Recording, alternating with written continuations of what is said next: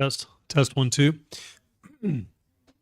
Okay, for those of you online, Jenny, Brenda, Sharon, Paula, Kimberly, and whoever else, I think got most of those. Can you guys hear me okay? We haven't shown the screen yet, but or the camera yet, but just wondering if you guys can hear us, if we are live. I'll check the chat and see if anyone can hear me yet. If anyone can hear me online, just give me a little chat yay or yes or uh-huh or whatever you want. Okay, we might not have audio yet. Let's see.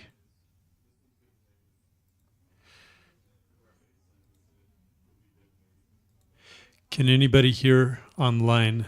Anybody can hear us online yet? Anyone? Anyone? Bueller? Let's see. Let's see if we're live on Facebook yet.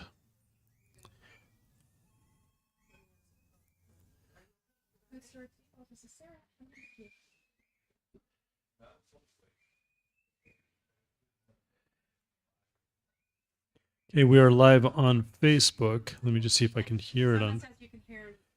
Oh, perfect. Okay. Okay, we are live on Facebook. Let me just see if I can hear it. Thank you, Jenny. You're awesome. Thanks for calling in. You rock the Casbah.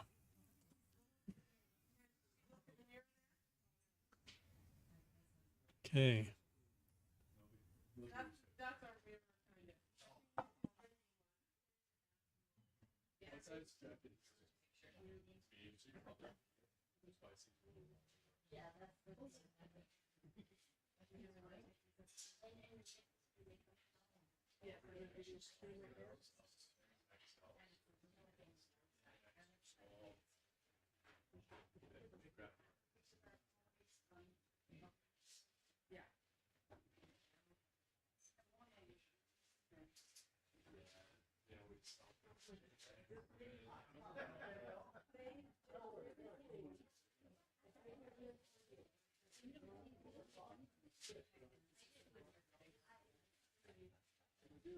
Let me grab a media for you.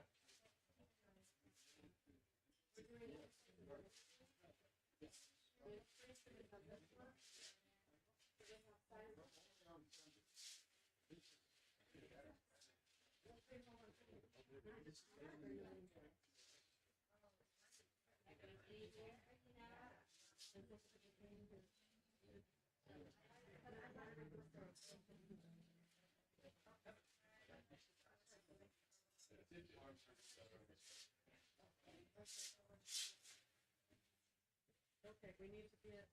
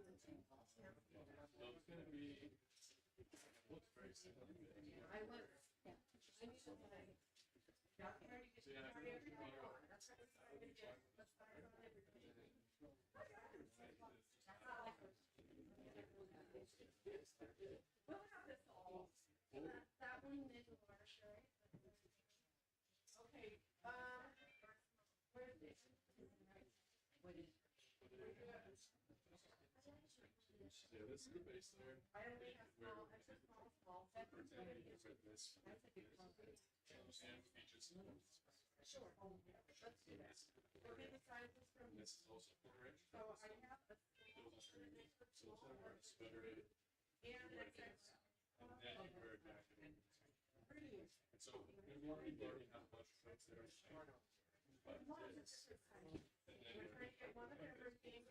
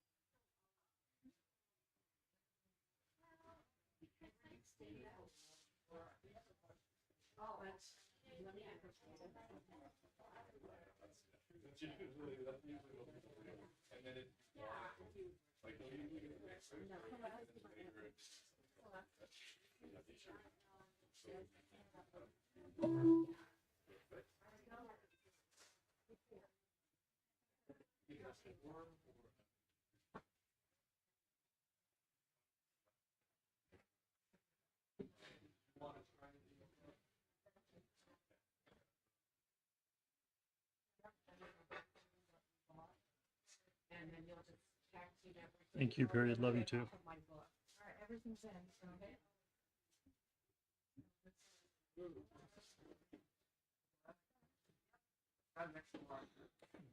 Hey, sir, do we have the ovens in there by chance too? Okay, do this. Go ahead and put in, if you have time. Yeah, go ahead and do those. I think we can do that during class. Let's show me what I have or what I Yeah, we just need to go to the website. And then we'll do this. We'll finish this off first. We'll start in a few minutes. Is Mitzi here? Mitzi, am I doing the number? Yeah.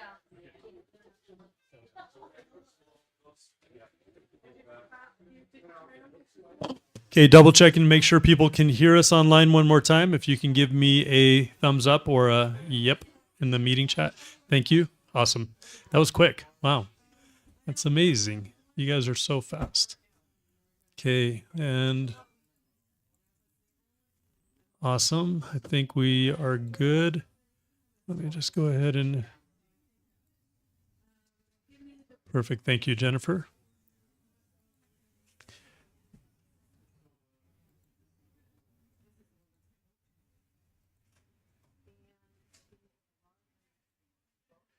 Okay, make sure everybody is muted online.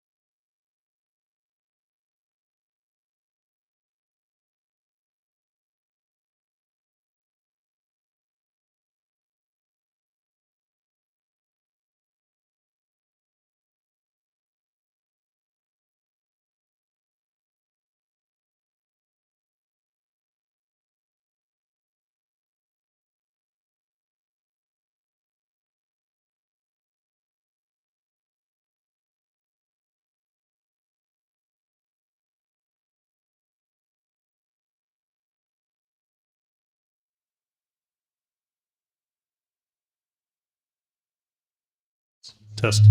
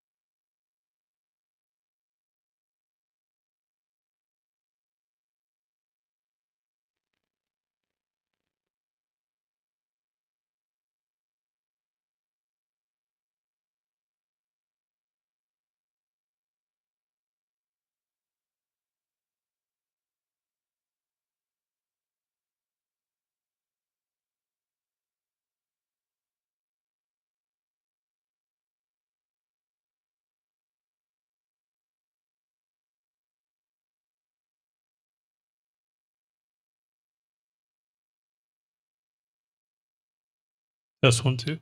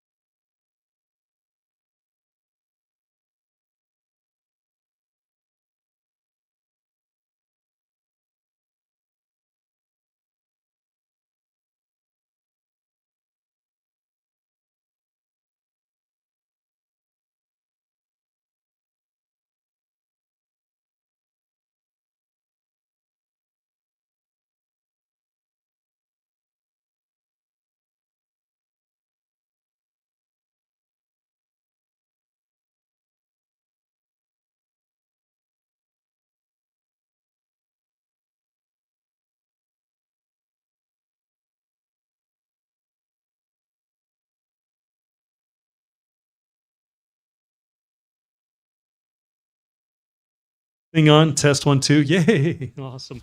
How do I do this? Right there. Oh, glasses. Anyways, welcome you guys. Okay, we're gonna get started. We're a minute over, and I apologize.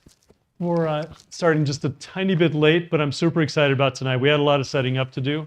We have Dale here, who you've probably seen on Shark Tank, and he's one of the top authorities in the world when it comes to warm winter clothing. He learned a lot of his stuff from Jim Phillips, who just passed away, a good friend of ours. And so this is the top clothing in the world when it comes to warm winter clothing. And I just don't believe it. I actually tried it. So I'll tell you guys that in just a few minutes. But before we get into the class, just to let everybody know online, hopefully we got everybody online listening to us okay? And everybody here, every class that we're doing right now, we're recording it and then we're putting it on the Thriveless Master program. So the Thriveless Master class. We've been getting that out there. So there's a lot of people joining us from all over the United States tonight, and that's exciting. And with that, anybody who is part of the 5-day Preparedness Challenge or the VIP Preparedness Challenge, when you upgrade to the Thriveless Master course, not only do you get it for $997, but if you finish it within 90 days, we send you $1,000 worth of supplies in the mail and get you all your money back. But all these recordings from all these classes from the best people of the best in the industry, they all go on that course for you to review over and over and over. And you guys, how many of you guys are Thriveless members of our store here? Okay, awesome, about half of you, sweet, awesome. So you guys will have the recordings anytime you guys want to review this information. Does that sound cool? Awesome. So anyway, the other thing is I've been testing out different tents, different stoves, going into really cold weather and finding out what works, what doesn't work. I've tested some stoves that when you put a bunch of fire in it, it actually turns orange hot and it just has a lot of problems. There are a ton of stoves out there right now that look like the stoves over here that I'm going to go over here in just a minute and show you guys, but they're from China. These ones right here, they're all copying this one right here. And so I don't know if you can follow me over with the camera.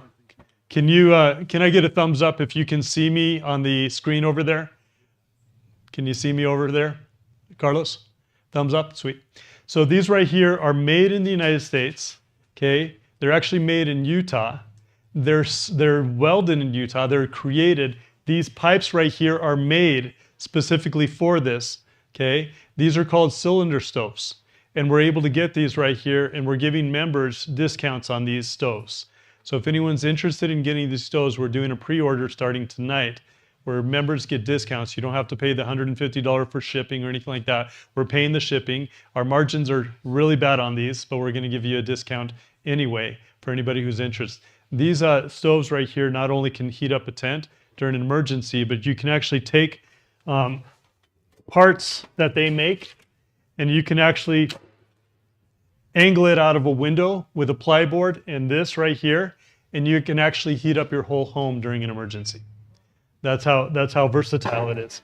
These little side things right here can hold 5 gallons of water that you can be heating up on the side with no extra cost or heat or whatever, because it's heating up anyway. This right here is a stove that you can actually cook a whole bunch of things in right here. And this stove not only allows you to bake, okay, with whatever you're cooking or whatever you're heating, but you can put Dutch ovens on here, you can bake in here, and because of this design right here, when it actually starts putting the heat up, it preserves the heat in the unit and it keeps sparks from getting out there so it doesn't burn anything up. Anybody who doesn't do the stove, I would recommend what you do to get rid of the sparks is you get this right here, and it does the same thing. You don't have to have any of these, but it does the same thing. But if you're going to be taking up that space, you might as well get an oven. Does that make sense? So this is what we have. This is the best of the best in the industry. So if anyone's interested in these, just talk to my team, and we can help you out. Okay. Now the other thing is everything we do in this store, we try to always keep it the best. If anything becomes better, then we get rid of that and put in the better. Does that make sense? So right now, these clothes that we're showing tonight are the best. And if you guys understand the technology, it's all physics, okay? It's the laws of thermodynamics. And in an emergency, you got to understand, and Dale's going to talk about this a little bit more, to try to imagine a long-term emergency heating up your home is going to be horrendous. The truth is you got to keep yourself hot. Okay, you got to preserve heat from your body. So what I ended up doing for this little experiment is I picked 3 cold nights where I went outside in foam clothing. Okay, this is open cell foam. It allows you to perspire as much as you want. Even Gore-Tex doesn't do that. Even the military clothing cannot do that. Okay, and if you don't have that, you start getting cold. And it lets you perspire as much as you want, but doesn't let the cold in. So I'm going to show you a couple pictures of me putting on some of this clothing to going out in sub-freezing weather, okay, freezing and sub-freezing weather. And I don't know if you can see it on, can you see it on the camera? Okay. I don't know if you can see that. Anybody can see that? Carlos? You guys can see it? Oops. Awesome. Okay, so this right here is me putting on the clothes. Hopefully those online can see it. Me putting on the clothes to sleep outside in sub-freezing weather. And then my kids were kind of bummed out. Do you see my little boy right there? He's kind of bummed out. You want to know why they're bummed out? Because they want to go with me, okay? So I'm sitting there going, oh my goodness, I don't want my kids to freeze. So I said, okay, let me put another cot out there and I'll let you guys go with me. And this is what happened. I started putting on the clothes, getting the clothes ready. I put on a little hat. I put a base layer underneath, and then I put the extreme on top, okay? And then I ended up putting a coat on top of that, but it got way too hot. So I had to go back down to less, right? And what happened is I ended up getting ready to go out, and I said, you know, to my wife, I'm not going to put any shoes on. I'm going to walk in the snow completely barefoot, get my feet as wet as I can before I actually get in these clothes, because I want to see what happens.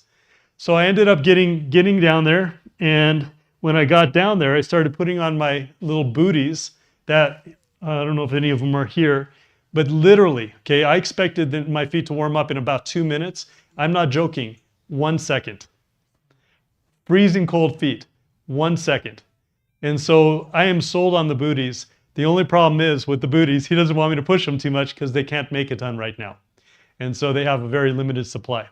And so if anybody wants to get those, I would get those because they are amazing.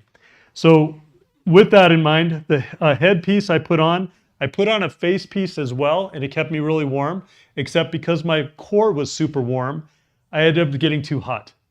And in the middle of the night when I was out there, I actually got so warm, I took off my gloves and slept part of the night, probably half the night without my gloves, because I was just like too warm, okay? And just to give you a feel, there's my kids, okay? What I did is I ended up putting the foam clothing on, took off the big jacket after a while because it was too hot, and they went inside a foam sleeping bag, and then I went and found foam pads, open cell foam pads. So by the morning, I checked the foam pads and wiped my hand underneath the foam pad. Guess what I found? Soaking wet. Isn't that interesting? All the water from my body went right through. So then I did another experiment. I don't know if it's on this one or not. There it is. So right there, I did another experiment, because if you put a tarp on top of yourself, just like a tent, it's going to get soaking wet as well because it goes up as well. And so I thought, you know, I'm going to try this out, see if I can preserve some heat by just putting a piece of plastic or rubber on top of me, rubber plastic on top of me, just to see if it even gets a little bit hotter. It actually got warmer. But the problem is, by the time I woke up in the morning, guess what? Completely soaked, okay? And the cool thing is I didn't even feel it.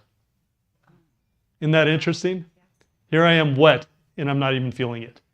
And so with this, when Dale gets up, he'll talk about some of the experiments they've done where they jump in freezing ice cold water, and 45 seconds later they're warm. But that's the type of technology we're talking about here. In an emergency, if I had to run out with my 72-hour kit and I wanted to keep my family warm, guess what I'm going to do? I changed my whole philosophy because of this. I'm not going to just grab my 72-hour kit with a big gigantic sleeping bag in it, a huge tent, and try to keep my family warm. I'm going to go out to my tent, and next to it is my heat storage, my open cell foam clothing. And I'm going to grab that, walk outside, put on my clothing, and that's what I'm going to wear. And from that point onward, I literally can sleep in that. Okay, I can walk around in it. It allows me to sweat and not get cold. And it also allows me to not get too hot because it allows the heat to go through as well. So it's actually the best of all worlds. So that's who we have tonight. We have Dale here. Dale, come on up. Let's give him an awesome round of applause.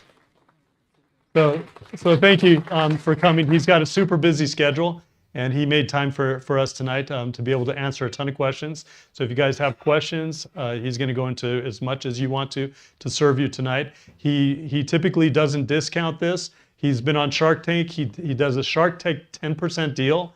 I asked him, what can you give our members? We're doing a 20% off tonight for anybody who wants to purchase it. Anybody online, call us tomorrow, and we can also get you that 20% as well. So he's brought a ton of clothes for us to be able to provide for you, your family, your kids' kids, anyone who wants to get it for anyone tonight. You're going to get an amazing deal. Anyway, thank you for doing that. Thank you, Marcel. Okay. Am I on? Yeah, you might be on. What is it? There was a question online. What was the outside temperature when you were sleeping outside in your gorgeous clothing? Got it. Okay, so the first night I tested it out, it was between 16 degrees and 20. The second night it was closer to 30-ish degrees, and because I couldn't get it cold enough, I was trying to get the coldest nights I could. And so my kids slept out there in about 30 degrees, and I'll show you this because it's kind of fun. Just to show you guys what open cell foam can do. Let me turn off this. Okay, so here, let me open up my phone, and let's see if I can do this. Can you zoom in on this? I don't know if the camera can get close enough to this, but let me get my...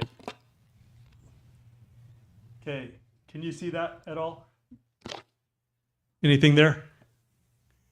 You got it? Seriously? Wow, good camera. Okay, here goes. Let me turn up my sound here. Here's my kids waking up the next morning. That's fine. Is there anything over on this side? Oh, what is that? Okay, here's the question. Were you cold at all last night? Not even one bit? Were you too hot? I was just fine. You were just fine? You were perfectly fine? Okay. Just one of my feet were burning hot. Her feet were burning hot, but you're No, just one of this them? foot. That foot, one foot was Okay, burning by hot. the way, bare feet. But, Okay. but everything else was okay? Bare feet, no beanie, nothing.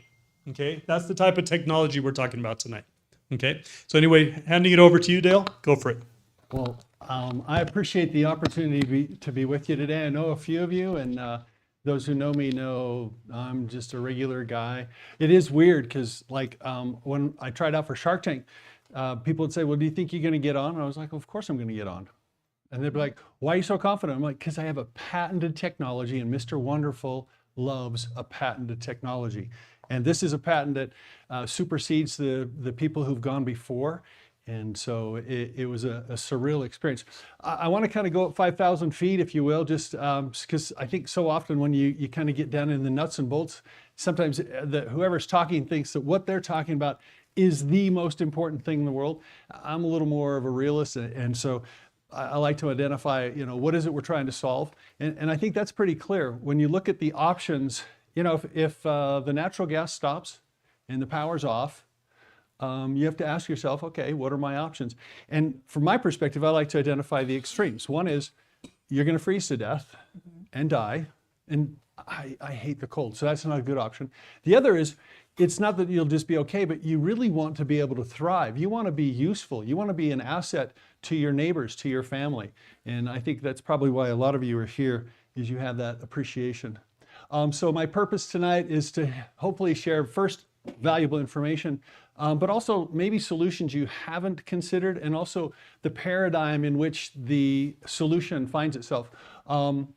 And we don't want to just give you information. So many times you come to events and you go away and you know a lot, but you don't actually have something that you can put rubber to the road and change how you're going to be prepared and how you're going to survive. And two important questions that I like to ask are, how do you store heat? You talk about food storage, we'll get there in a second. You store it, but how would you store heat? That's one question. The other is, how could you transport your heat storage? And I think those are two critical questions. as far as the survival hierarchy, most people kind of look at it and okay, it's the threes. It's how long can you go without food? My family decided this fast Sunday we're going to go 3 days without eating. I made it 2 because I have to do this tonight. And I was like, I am not going to go in there empty-bellied. I'll be empty-headed, so that'd be bad. But I did make it 2. Anyway, how long can you survive without water? 3 days. But if it's really cold, like you won't even survive 3 hours. I'm going to show you a couple of examples where we should have died, and obviously we didn't. I'm not saying like, oh, you have to focus all your energies on staying warm, but there's kind of that good, better, best mentality. And we want to keep you prepared. The next question is, when is a disaster going to happen? And I think everybody in this room probably, with our present political situation, is thinking, I used to say this all the time, get your year's supply of butter because we're toast. And I think it's closer every day. But when you think about it, we don't know when the next supply chain issue is going to come along. Economic collapse, war, famine, drought, earthquake, tornadoes, all of those are real deals. EMP, floods. But one thing we do know is that winter comes every year. And you don't have to, one thing I find in my own preparation is there are a lot of things I bought it and it's downstairs. And I think a lot of things, my wife says, you just bought something and it's already downstairs. And I went downstairs, I was like, well, now we got 2. That's just how bad I am. Anyway, so I already covered that. It's not like I've done this before, but I can have. When we think of heat storage, really there's not a lot of new inventions. The last real advancement was propane, 1910. But before that, Adam and Eve, they had access to firewood. I have a farm over in Wales, Utah. You guys know where Wales is? Used to be named Coal Bed. Not that you're excited to hear that, but I thought I'd share. Because coal was found over there and you can burn, the Indians said they got this black rock that you can burn. Propane, it's interesting. I get up every morning, not that you care, but I'm going to share some of my personal life. I get up every morning and I try to read scriptures for 30 to 60 minutes. And then we have family scripture study and family prayer. And then I go downstairs and we have a room that's a gym. And I don't know about you guys. I don't know how people can go to the gym and just work out. I love a hotel motel where they get the TV because then my attention is drawn away. And during those times, I always go through YouTube and I'll pop through different prepper channels. And it's interesting how many gimmicks are out there for staying warm. There was one guy saying, oh, you need a tent so you can put a tent inside your house and that's where you'll stay warm. And then you need hand warmers. And everything he was kind of going through, I always call them consumables. There are things that you acquire, you use it, and then you throw it away. And I'm thinking, what happens when you can't buy it again? Or you can't go get it again? Those are some big issues. So what I refer to that as renewable heat. And the question becomes, what if you could invest in one thing and stay warm for the rest of your life? I love that question. I mean, that is a great paradigm. It's a great way to address things. So when I look at our options for heat storage, there's firewood, which is very labor intensive and costly. And you think to yourself, well, it's not that costly. But if you've actually gone and acquired your own firewood, what do you have to have? Truck. Truck has to have fuel. Chainsaw, backup chainsaw, or chainsaw fuel, 2-cycle fuel, chainsaw oil, a chain sharpener. What else? Teenagers. Amen. Amen. There's a guy in my neighborhood. He took his wonderful truck up there and they were felling some trees and one fell on his truck. So now he needs a new truck. Hey, Dale, just another point here for emergency preparedness. When you're, let me get out of the speaker. But when you're talking about wood and you're talking about, burning all these things or running a generator, all you're doing is attracting people to your house. You can smell it, you can hear it, all that stuff. He's never seen my presentation. I'm getting there. Are you really? Yeah, I will. I promise. Dale, kick me out. No. I've done this before. I thought through what I should say. I thought this was your first time. No, so yeah. Sorry. I appreciate it. So he stole a lot of my. I don't think I've ever given a presentation where you already know so much of what I'm going to already say. Well, that's okay. Who here has coal? I have a son who works at a coal mine. He's a diesel mechanic, and coal is dirty and heavy and costly. Unless your son works at a coal mine, then you can get it pretty cheap. Lastly, propane is awesome. I am a big fan of propane. If you have the ability to have a propane tank, I vote yes. Propane is phenomenal. Can you imagine when the proverbial stuff hits the fan? How cool it's going to be to be able to control a flame, to have a controlled burn while cooking. I mean, we take it so for granted. But propane is wonderful, just not to stay warm. And all of those things, all of these are consumables. If you think about it, you're going to use them and you got to resupply.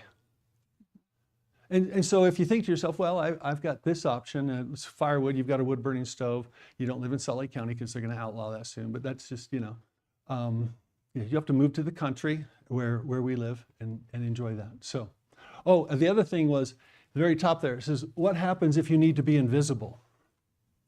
So kind of what Marcelo mentioned. If you don't want people to know you're doing well, you can't have smoke, and so you can't have a flame. So kind of important. So when I think about it, I think the ultimate heat source, the ultimate way to stay warm, these are the qualifications. It needs to be renewable. It needs to be mobile. I mean, if you got to get out of Dodge. It should be inexpensive, hopefully clean. I'm not like green or anything. I think it's a big scam. And of course, the most important thing is you got to be warm, like to be cold. And that's what's weird. And Marcelo mentioned this already, but you really have to have a mindset change. You need to kind of go from, we're going to use these heat ducts and we're going to heat space, to, do you really care if it's minus 30 and you're sitting here and you can see your breath, but you're as comfortable as if it's a spring day, 60 degrees? I mean, honestly, do you care? No. You might have to do some preparation with regards to your pipes in your house if you're in your house, but those are all doable things. You can just go down to the turn off. I was listening to a podcast this morning, and I literally was like, these guys must think everybody's stupid, or everybody is stupid, because they were saying, you need to turn off the water main to your house. And I was thinking, who doesn't think that? I mean, okay, but I'm assuming you're all smarter than who his audience is. So you need to think in terms of, I'm going to keep my body warm. And so your heat source, this renewable heat source I'm referring to, is you. And we just like to say, hey, as long as you're alive, you'll be warm. It's pretty simple, isn't it? So if you're dead, then you won't be warm. And I tell you that. Yeah, yeah. So here, and so I've just said it's clothing, and I've inferred that it's our clothing. But really quickly, I think it's important to identify. People go, well, I can wear other clothing. And yes, you can. The problem is, and when we first started, we weren't in the prepper niche. Our first niche was, we went to the oil fields. So we went to Prudhoe Bay, Alaska, and North Dakota, Watford, and those places. And it was interesting. I was asked to come speak as a safety guy. So the presentation was based on, and my son was an oil worker at the time. He was up in North Dakota. And he said, Dad, when it gets minus 40, guys aren't thinking about drilling and setting up, and they're not talking about fracking. They find a way to go behind the semi and warm their hands by the exhaust of the semi truck. And I was like, okay, so now I understand why the oil companies want me to come and speak on safety. Because if all you're thinking about is not dying and staying warm, you're more apt to have a safety error. So in the oil fields, our value proposition was increased safety, increased employee morale, and increased productivity. And if you can believe this, the oil workers, even today, still, many companies have a regulation that they work for 15 minutes and then they cab up for 15 minutes. Then they work for 15 minutes and then they cab up for 15 minutes. Basically, cabbing up, by the way, is sitting in the cab of your semi-truck. They work 50% of the time. So our value proposition to oil companies is, yeah, we'll make you more money because your guys are gonna be working all the time. Back to clothing. So I was doing one presentation, and a guy goes, because we were talking about layering, he goes, oh, heck. He didn't say heck, but he's like, oh, heck. I'm wearing 7 layers. I'm fine. I was like, well, wouldn't you rather wear 2, maybe 3? Well, that's not possible. And at the time, I meant to bring it today, but I forgot. So I had a phone from 1984. You guys remember the big brick phone? And I says, imagine with my cell phone in 1984, if I turned to you and says, I'm going to take your picture. And of course, there was no way to take a picture on that phone. And then I'm going to send that picture to a magic cloud. It'd sound like you're smoking something, right?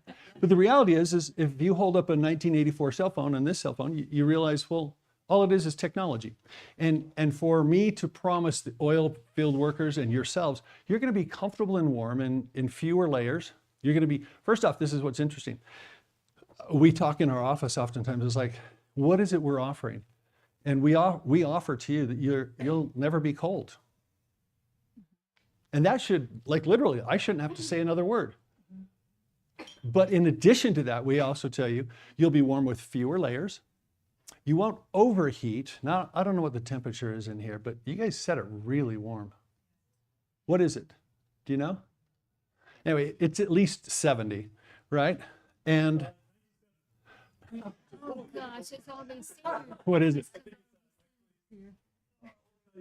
Oh, okay. 73, which is a little warm. We tell people that our base layers are good from about -5, -10, and still comfortable up to 60, 70. And each of you individually, you play a role in your own comfort in the cold.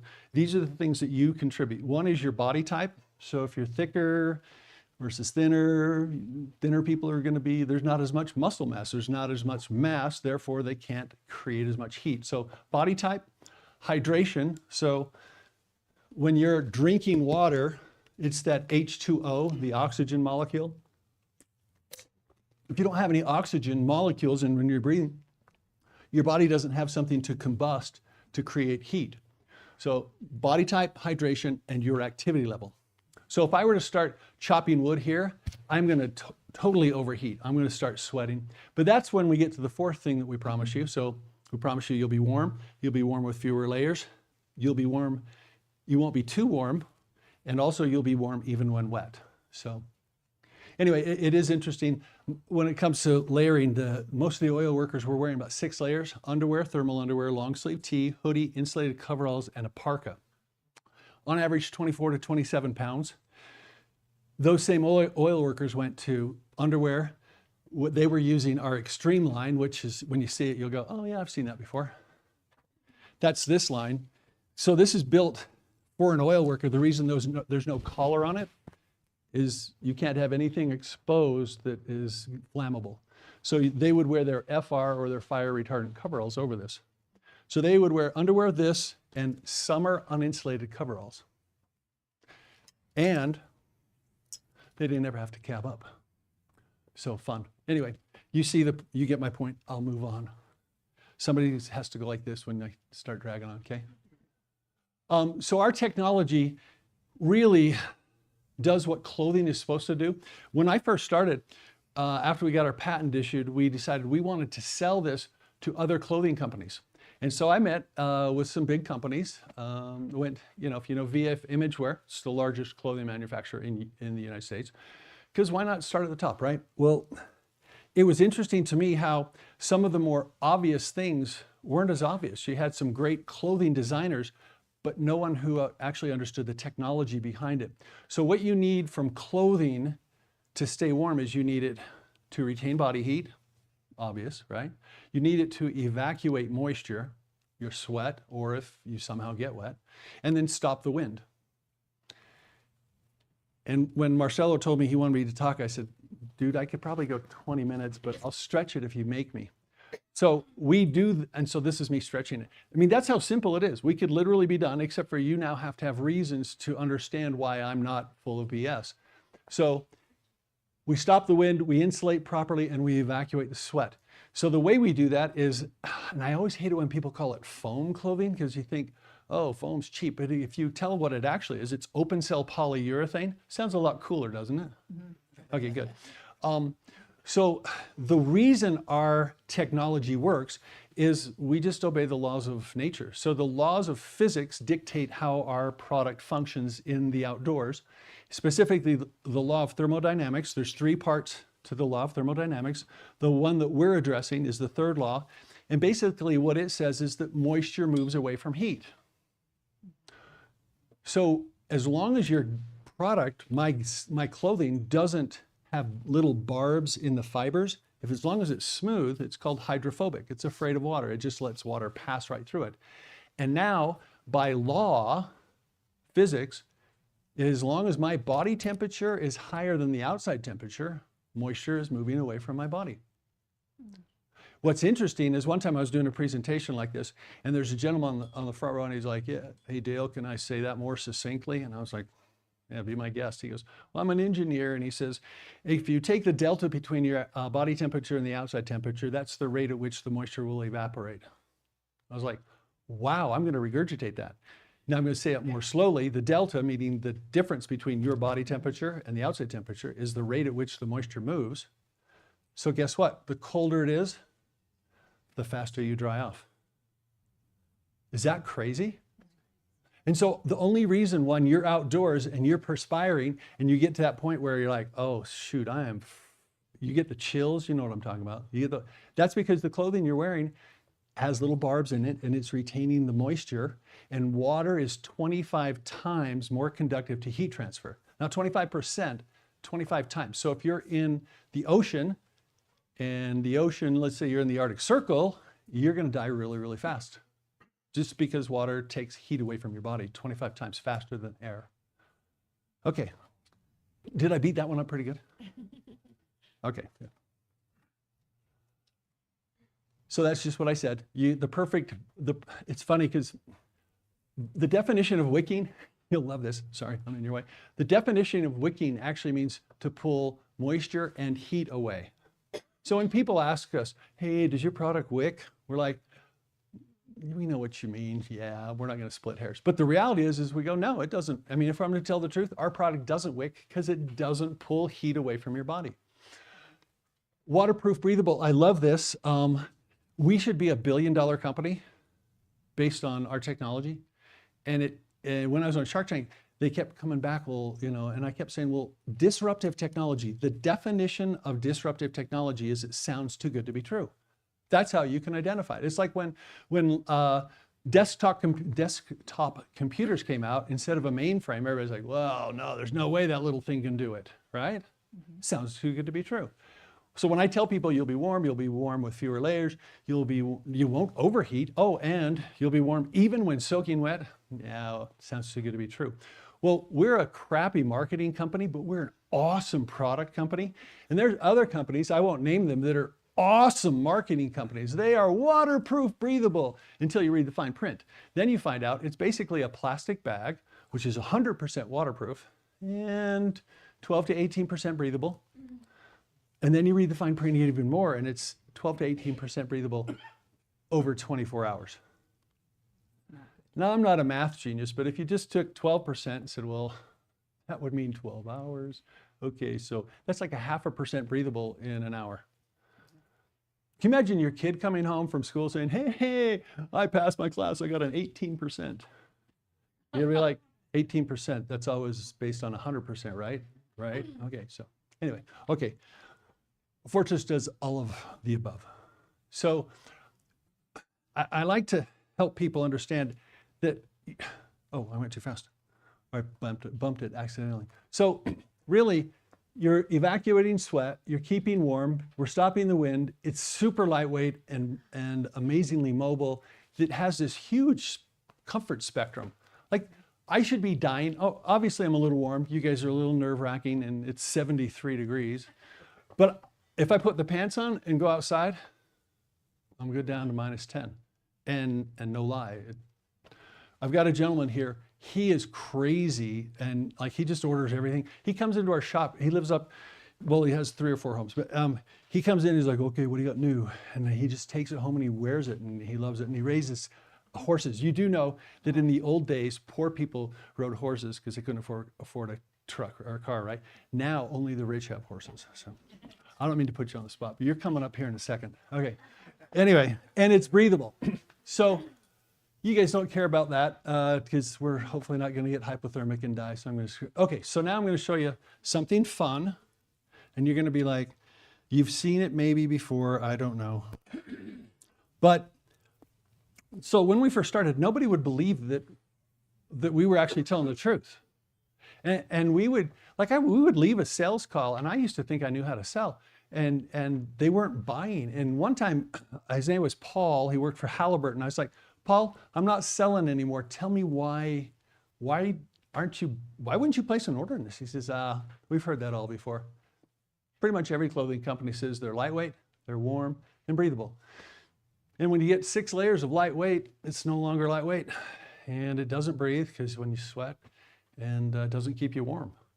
I was like, oh, well, thanks for sharing. So then we thought, well, how do we show somebody that we're literally totally and completely different? So we thought, well, this is Huntington Reservoir. Proving to the world that nobody's technology competes with Fortress clothing. Our technology is both warm and warm when wet. Rock, paper, scissors, shoot. Gosh dang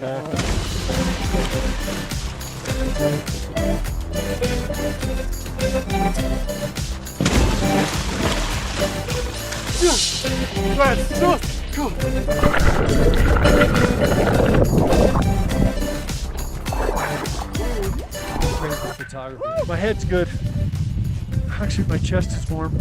No matter how much you sweat, how wet it gets, it still retains your body heat. 3 times jumping in, same results. Warm every single time. So this is the stuff you need.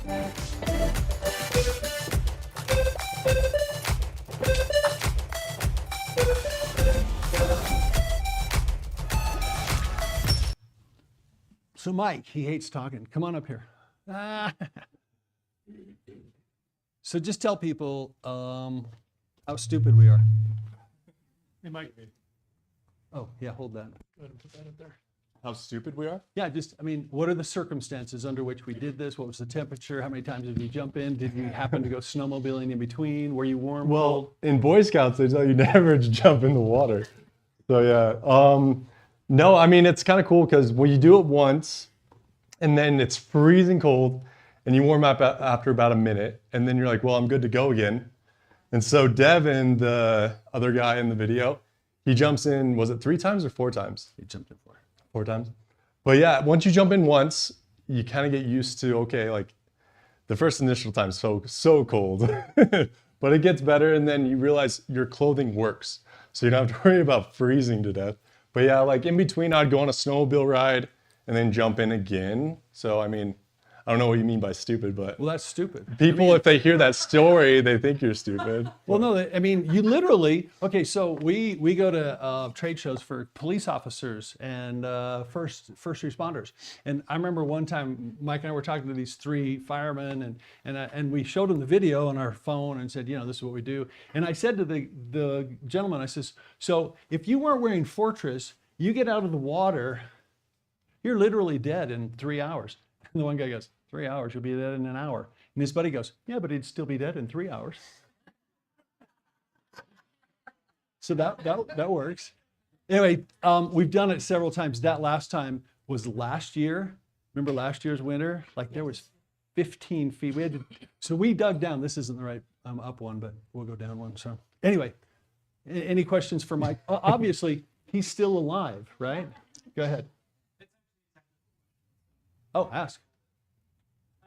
I was just wondering if you've done studies on the thermal heat transfer, like how many calories did you burn to warm up in that minute, and then like what was the replacement?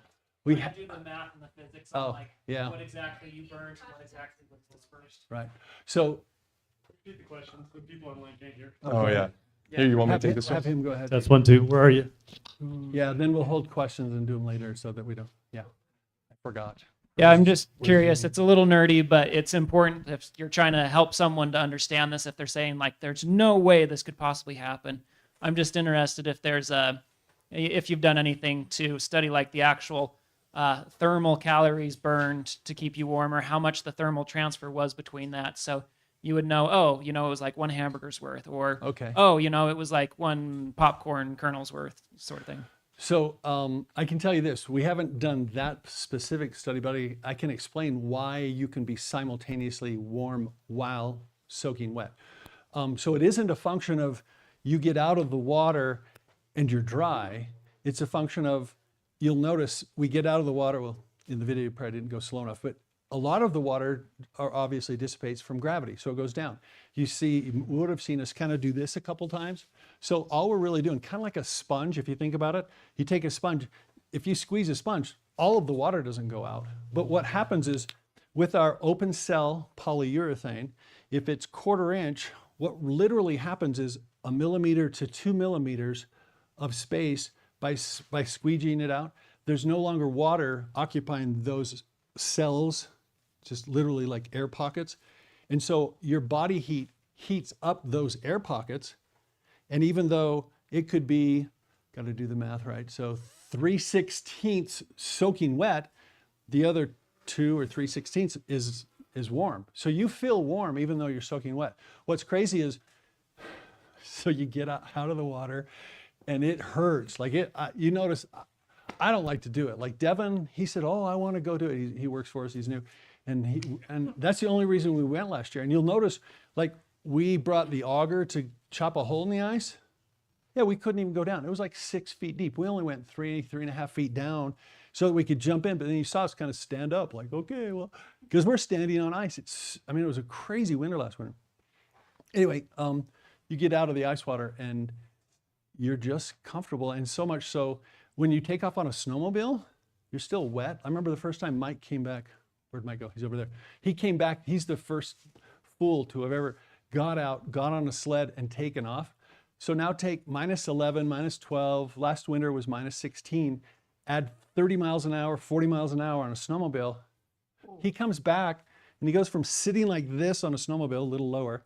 He stands up, and as he stands up, like the whole outside was a cake of ice and just shattered. It was pretty cool. We didn't get that video, but I talk way too much. We'll open up for more questions at the end, and then I'll jump forward. So I like to show this because in life, sometimes it's just packaging. This is literally your lifetime supply of heat storage. So I'm going to pass one around over here and one around over here. How much do you think that weighs? 10 pounds. You need to start working out. 7. This one's 7, that one's 6. So pass it around. So inside of that one over there, the one that says Fortress Survival Kit, included in that is the extreme pant, the extreme top, the balaclava, which, okay, you guys, do you remember King Arthur? Yes. He had the round table and the knights, and they went looking for what? The Holy Grail. This is the Holy Grail of warmth. Like, this is the Holy Grail. When you put it on, it is magical. Like, seriously, gotta keep it so you can hear me. Like, so we did this with the wind bib, so you tuck it in, you put your jacket over. But keeping your head warm, a lot of people say, oh, you lose, 30% of your body heat. Some, oh, it's 80%. Well, I just remember my grandma always saying, if my hands were cold, she'd always say, well, put on a hat. And I thought, yeah, grandma's losing it. But she was smart. Now, a couple design features, right? So keep the snow and the wind out there. If it's really cold, go across the face. Kind of looks like an Islamic jihadist. Okay. And then if you do get too warm, which if you've got a bunch of kids or grandkids, you know how they lose everything. So now you can ventilate, not be too warm, but still not lose the article of clothing. Kind of business in the front, party in the back, right? All right. When you guys laugh, it makes me feel, okay, you're not asleep, so that's good. So included also are either mittens or gloves. We don't do the hot socks per se, and Marcelo loves them, like seriously. And I'm always like, Marcelo, I know you love our we call them bootliners. I know you love them, but the reality is anybody who understands the science, if I had to choose between these or those, it's that. A, it's less money, but B, it does, as far as not validation, what's the word I'm looking for? No, yeah, as far as, no, it's like efficacy. That was the word. Okay. Oh, like everybody didn't know that word. Okay, so as far as how efficient it is, it is like 5 times. Because the reason okay, ready? You all know what a canary in the mine shaft is symbolic of, right?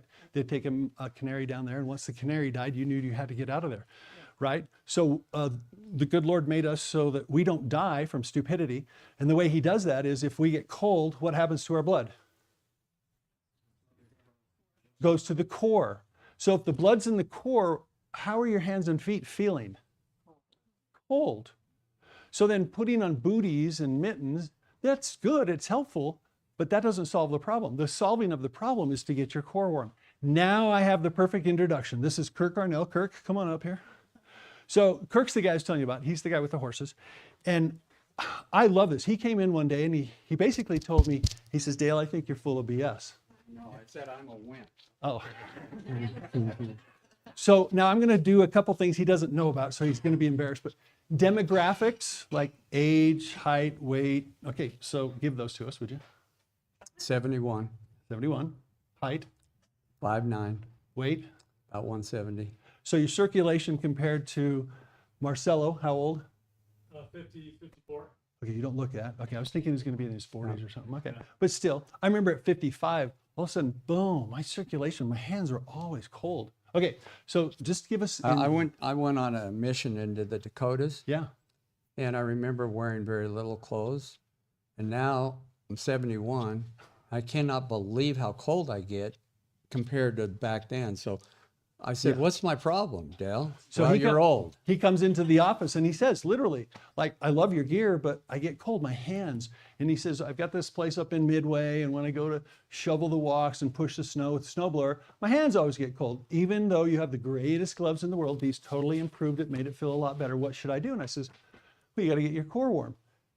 And he's basically said, was it BS? Yeah. Yeah, it was because BS. my whole adventure was trying to find the warmest gloves in the world so that my hands would never get cold until you taught me, no, just get your core warm. It's your warm. So I'm going to let him take 30 Well, seconds. so I'd Yeah. be out pushing, blowing snow, pretty cold. Oh, sorry. And my hands would still be a little bit cold. So what'd you do? Dale said, put another coat on. All right. So I go put another coat on, and all of a sudden my hands became warm. So I learned that, and I called you up and said, man, this is the coolest thing I learned. My hands don't get cold anymore. Not because I have the greatest gloves in the world, but because I put another coat on. Right. The first time he did it, he actually did the base layer and then our vest, wasn't it? Well, I even put a double coat Yeah, double coat. because I'm a wimp. Well, and that's okay. Yeah. That's all right. So I asked him to come just because he doesn't. You want me to tell about the water? Oh, sorry. Yeah, he's got another great story. So a year ago, we had, we all know what the winter was a year ago. And it came real early, and we keep 10 horses up in Park City, usually moving down to St. George, but I couldn't get them to St. George quick enough for the winter of last year. So in late October, I got -6 up in Park City. And so all of the water froze on the property where we had the horses. So I had to get 5-gallon jugs, put them in the back of my pickup, go to my home in Midway, fill water in all these jugs. And of course, you don't fill 35 jugs without getting your hands wet. So here I am wearing these gloves completely soaking wet. My hands would never get wet. And like he says, you get wet. So that was amazing that I could fill them, take them over, dump them for the horses, and my hands were still warm. But then I didn't forget to double coat if I needed to. Thanks. The thing about it is, for all of those who ski and everything, just imagine how miserable it is when your gloves are wet and you're just freezing by the end of the day. And for those skiers out there, he just put a good plug in for you. Yeah. Well, and that's, so I'm going to speed up here. Okay. And I love Kirk's example because are we going to be carrying water? No. I'm hoping we are, because if you don't have access to water, we're toast. So we call them the bug out bag. Where'd they end up? Oh, throw one up here, will you? That one's that one. Perfect. And the other one? Can I see the other one? Missy, thanks. So really quick. So here's what's fun. In this one is sorry, I'll move, but not yet. I want you to hear this, okay? So in this one is our 1/4 inch. So anytime we say 1/4 inch, just think to yourself, go to like 0 to -10, based on your body type, your hydration, your activity level, and still comfortable. So if you have our base layer pant and top at 1/4 inch, you're good down to -5, -10. Inside of here, the 7-pound one, is the gloves, are the gloves, the base layer top and pant, the balaclava, and then the shadow jacket 2.0. So you've got 1/2 inch on top with this one. Retail would be about $678. And here is the extreme. And here's the difference really quick. So I don't know if you know this because we have screwed up mathematics, but 1/4 and 1/4 is 1/2. Some people think it's 1/8 because I know. If you haven't ever seen Nate Bargatze on Saturday Night Live, go watch it. It's hilarious. Okay, so you can get to 1/2 inch, and we say, hey, with a 1/2 inch, you're going to be comfortable. For young bucks working in the oil fields, with our 1/2 inch, we've had -68. The gentleman called me when he got back to the shop, and he goes, Dale, those were swear words, amazing stuff. And I was like, well, cool. He goes, but it's dangerous. I go, excuse me? He goes, it was -68. If I'd have known that, I thought it was like, 0, because, I'm used to it. So oil workers up in Prudhoe Bay, Alaska, they go around in t-shirts in 10-degree weather. But no, they really do. And he's like, it's dangerous. And I was like, I'm missing the brain, synapses are connecting, but I don't get how you think it's dangerous. He goes, well, what if I didn't have it? Then you wouldn't be out there. Anyway. So my point, now really quick, my point in showing you the two models is you can get to 1/2 inch a lot of different ways. You can say, hey, you know what? I just want a simple solution. I want to do this, the balaclava and the gloves. I want to put it on the shelf. And if it's June 10th and the proverbial stuff hits the fan and I'm going to be gone for 6 days, 6 weeks, 6 months, 6 years, I don't know. You can attach that to your backpack or however you're going to get out of Dodge, and you're going to be safe. You're going to be prepared for the worst. Or you can say, you know what? That's ugly. And we know that, and we accept it. We actually embrace it. It is so ugly, but it is so warm. And for years, we're like, how come these guys care what they look like? They're oil workers, but they did. So the other way you can get there is you can say, hey, I want something that looks like I'm a Carhartt guy, because this looks like Carhartt, smells like Carhartt, keeps you warm like Fortress. So this 1/4 inch and this 1/4 inch, where are you at? Nope, it's an 8. No, it isn't. So you'd wear those together. So you'd wear them, yeah. So, and the nice thing is, they do this. So like normally, if you're not LDS, it'd be next to skin.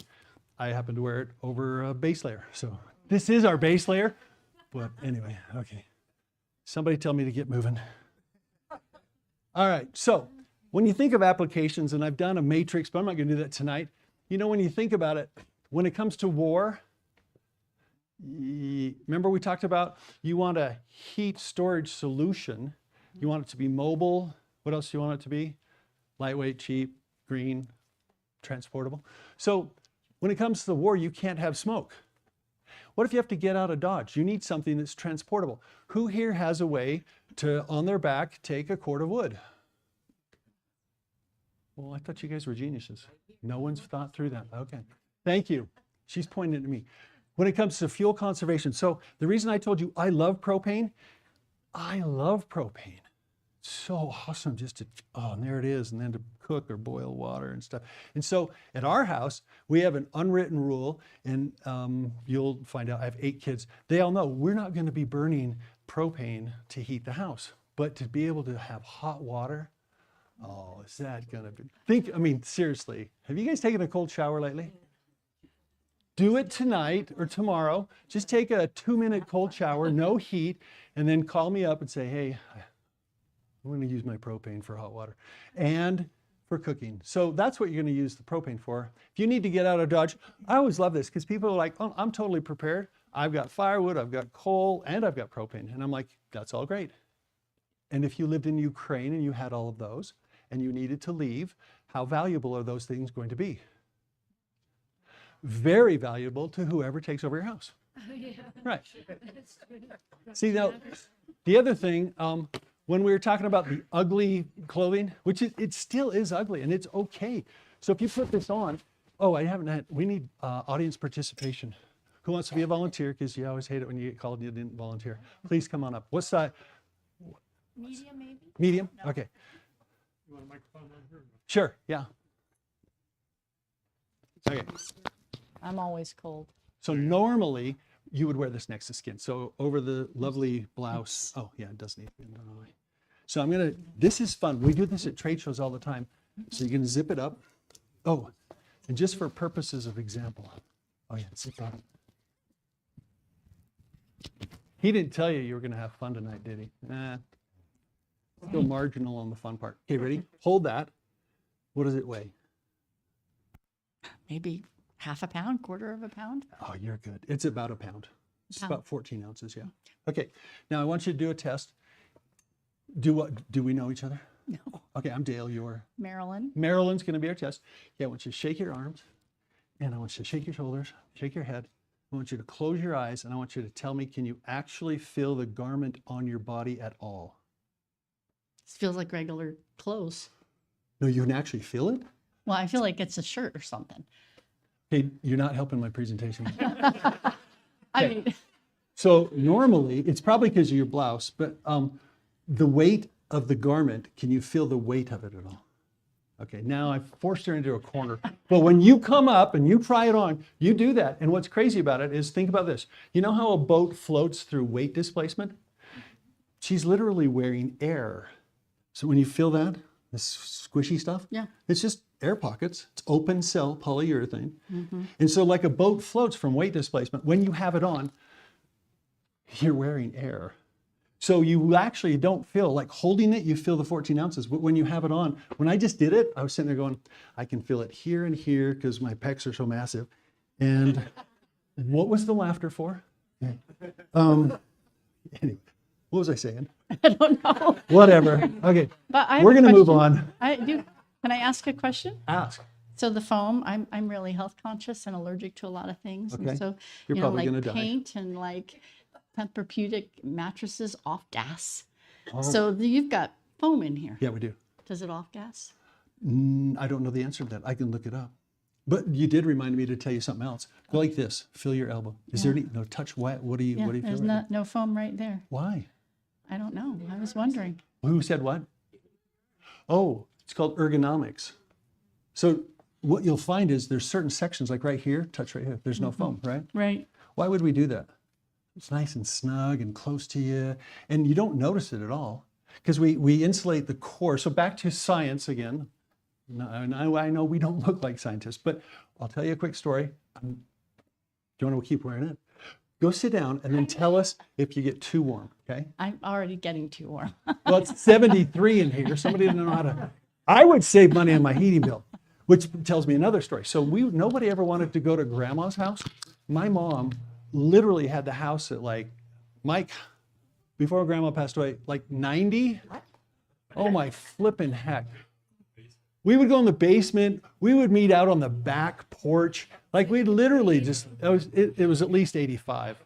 And finally we convinced my mom, put on a Fortress jacket, turn the thermostat down. And from then on, we could go visit grandma without, I know it sounds like, okay, it's just the real story.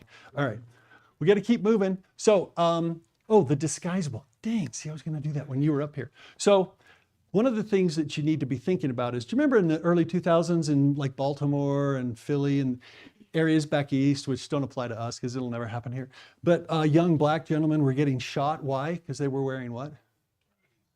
Air Jordans, right? So if you look like you're wearing a big Canada Goose down coat and things are in a survival mode, where will you potentially be?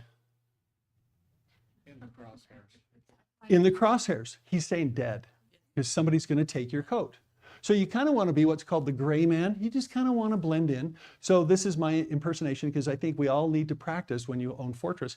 You put on like, what did they used to do when they would, the Jews would go in and they'd rent their clothes and sackcloth and ashes. Okay, so you don't need to do that, but you'd put on like a sweatshirt and then you need to practice pretending like, ooh, it's cold, isn't it? So we'll all want to get like acting awards for, oh, it's cold. Because you won't be cold, but you don't want to look like you're not cold. Does that make sense? So here's the other thing to consider back to applications. It's a one-time investment. And the other thing is you don't buy it typically and set it on the shelf. You can if you want, but most of this you wear all the time. Like, Mike, what do we wear every day? The vest, the jacket, the coat. The green one, the new green one is freaking awesome. One thing, Todd knows me from when I used to live in Draper. I know, I had a foot in Babylon. But my whole body was there. Okay, we sold the big house and moved to a smaller house. Anyway, okay, but my point being is, why do I get on tangents like this? Oh, Todd knew it when all it was the ugly stuff. Now we actually have stuff that nobody would think, like that is Fortress, like he's got a question. Should I tell him to hold it until I'm done? Totally up to you. No, I'm almost done. So watch this. So you want to buy something that's a non-consumable. You buy once. My dad used to say this, buy once, cry once. Anybody else hear that one? How many times have you bought 5 times and cried 5 times? Because you buy cheap and then you're like, oh, shouldn't have done that. So how do you wear it? This is sounding weird, but you kind of learn how to wear our clothes. Like Marcelo's the perfect example because he's so excited. He wants to tell you all about it. He did this and he went out and he slipped in it. But if after he's worn it for a year, he'll be able to tell you so many different ways to wear it because you kind of learn how to wear it. Like when Mike goes snowmobiling, he snowmobiles far different than I do. I'm 62, I'm old, and I like the trail because, well, there's better ways to die. And so I stay on the trail. And it's colder on the trail. When you're up on the mountain, Mike, how much do you sweat? All day. So he'll wear just the pants and a long sleeve tee and a onesie.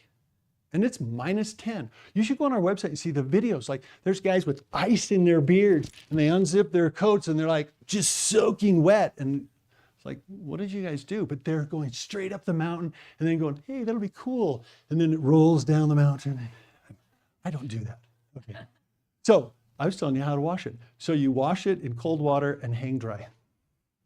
That was pretty easy, right? Use soap. Oh yeah, and use regular detergent. Just, yeah. When you wash it, is it in a washing machine or soap? Washing machine. Yeah, just a gentle cycle. And you know, like the oil guys, this is so crazy. Brent Beck, who's actually from Sanpete County, he owns some of this. He brought one in the other day and he goes, I still wear this, Dale. I'm like, yeah, okay. He goes, it's 12 years old. 12 years old? He goes, yeah, he says, we just don't wash it with the coveralls. I was like, well, that was smart. Yeah, because the coveralls would beat it up, right? Are you too, Marilyn, too warm?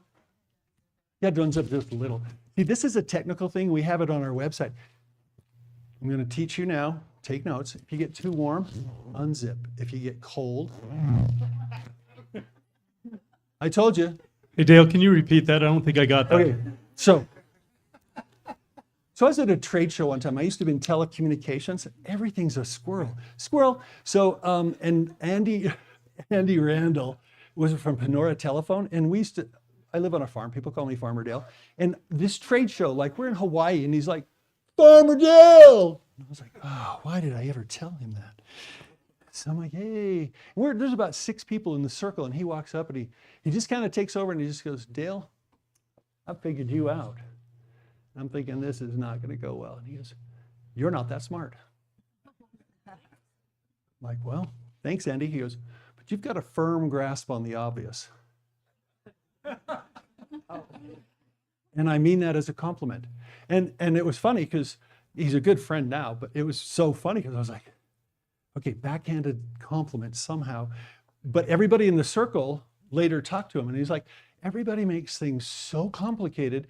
And his, at the time, my telecommunications company, we just made it really simple.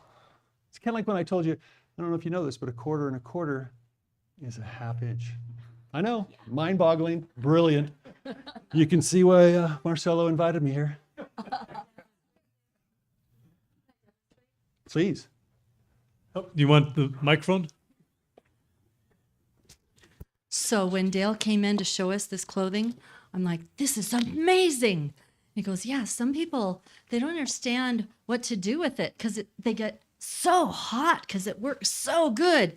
And so this clothing has some amazing individualized technical technology for individualized temperature control. Okay, I was a science teacher, so that's as technical as I can get it. If you are too hot, this is the technology. If you are too cold, Don't zip your shirt up in there. that's what I'm doing. Okay, if you're too cold, you zip it up. Amazing. So wait, and while she's here, my wife complained for years and years, you don't have anything for women. This is a specifically designed woman's coat. I think it's cute myself. You can turn. And That's and awesome. orange. Thank you. That's awesome. Thanks. And by the way, I'm done. I know. I'm no, done. no, you're good. Oh, okay. While she's up here, while I'm up here, for a Greek, I know you like the thing on your head, the baklava, right? Baklava No, is the baklava. Greek cinnamon dessert. Oh, baklava, right? Baklava, yeah. Yeah, so I like the baklava. I'm not saying it's a bad thing, Oh, no, I know. but I like the booties a lot. I know. Who doesn't like a good booty? And I don't like calling it. You just outdid me. I'm just saying. There goes my baklava joke. You man. just, he threw it up. What was I just supposed to tap it? No. He opened the door. Exactly. So now, and this I love. Kirk told you do you wear it flipping every day? Every day. A guy came into our office just on what day is today?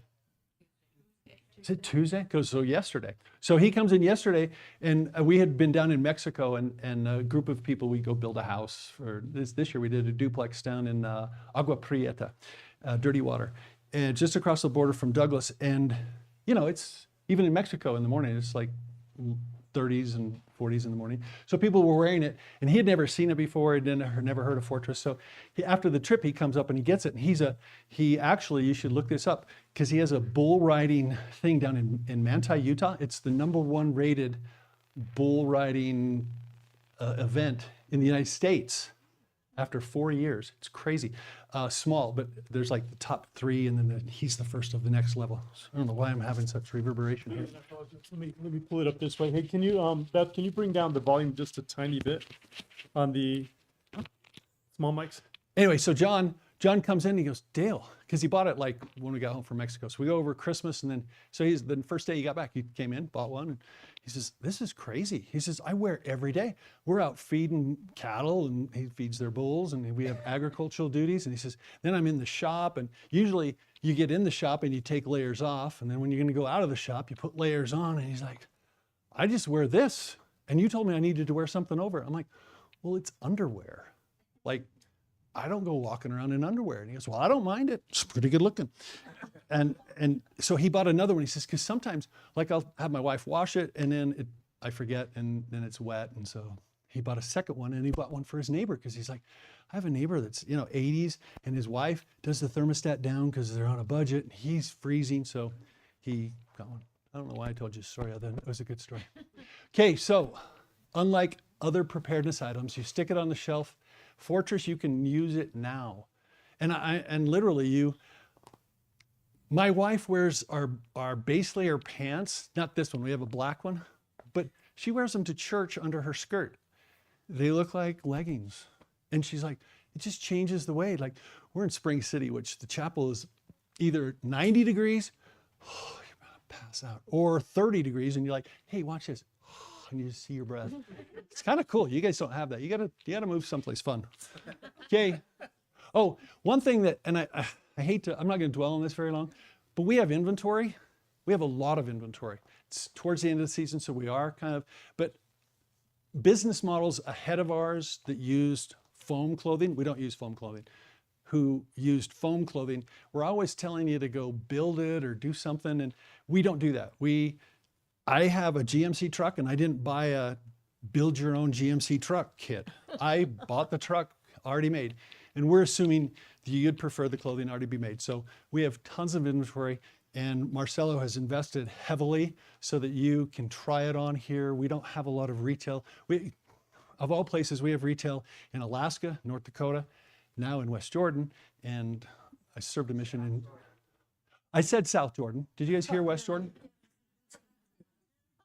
Alaska Industrial Hardware, all of their locations, all of their, they have 8 locations, plus there's another division of Alaska Industrial Hardware called General Hardware Distributors, and they actually sell to 300 locally owned independent.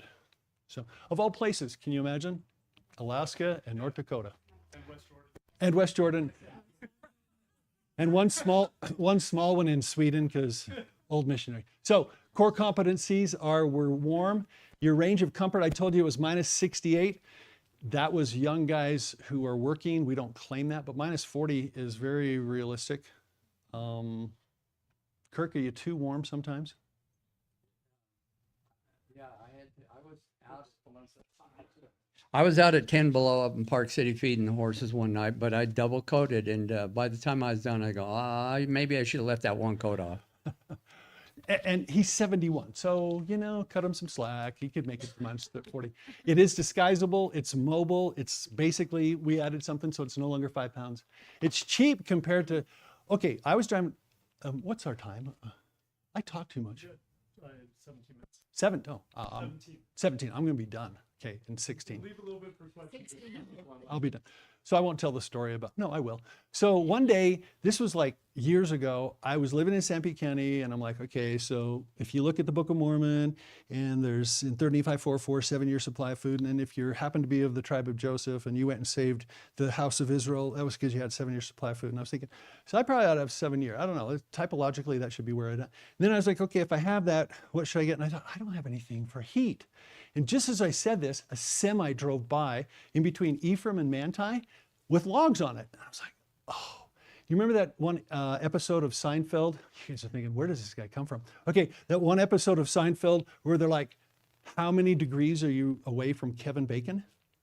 Okay, you remember, some of you do. Okay, so I was like, I'll bet you within 3 phone calls, I can find logs on a semi that I could buy for firewood. And so Darren, you don't need to see it. Anyway, Darren, within 2 phone calls, I had Darren's phone number, and I ordered, and back then it was $1,200 for a semi-load of grade B logs. I was like, damn. I thought that was, yeah, sounds just like Darren. Sorry. My family knows I'm not normal. And that's where they go. Okay. Yeah, you're green, so who cares? Here's the other thing.